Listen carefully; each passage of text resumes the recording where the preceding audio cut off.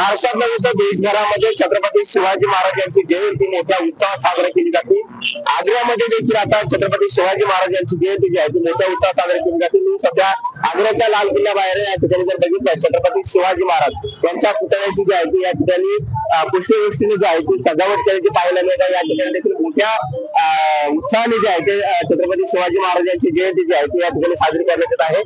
लाल किल्ल्याच्या बाहेर जर पाहिलं गेलं तर या ठिकाणी जे आहे ते मोठमोठे बॅनर होल्डिंग जे आहे त्या देखील या ठिकाणी छत्रपती शिवाजी महाराजांच्या लागले। या ठिकाणी जर बघितलं तर लाल किल्ला आहे या ठिकाणी जे आहे ते छत्रपती शिवाजी महाराजांनी इतिहास जो आहे तो घडवण्याचा आपल्या पाहायला मिळत होता।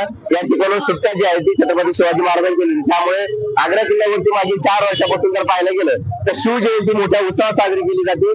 आणि या ठिकाणी काही आयोजक आहेत, काय सांगाल कुठल्या आहात आणि मोठ्या उत्साहात जयंती आहे? मी आग्रा इथं 1980 पासून जयंती साजरी आम्ही करतो। मी इथं गणेश ट्रस्ट छत्रपती शिवाजी महाराज गणेश स्थापना केलेली आहे। त्या संदर्भात आम्ही हा सकाळचा कार्यक्रम शिवजयंतीचा कायमस्वरूपाने करत आहे। आमची पूर्ण सजावट केलेली आहे आमच्या ट्रस्टतर्फे आणि आपले माननीय विनोद पाटील येतात त्यांनी आणि हा कार्यक्रम आणि शोभा वाढवलेली आहे।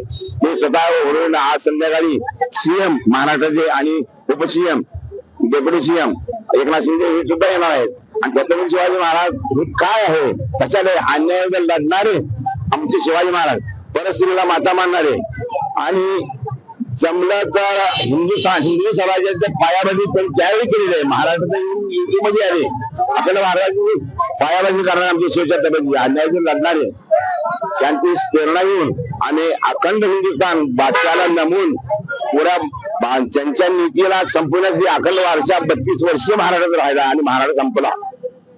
छत्रपती होते म्हणून हिंदू स्वराज्याची पायाभरणी झाली आणि आताच्या अखंड भारताची पायाभरणी झाली। माझी नक्की जर पाहिलं गेलं तर देशभरामध्ये ही जयंती जी आहे ती उत्साहात साजरी केली जाते।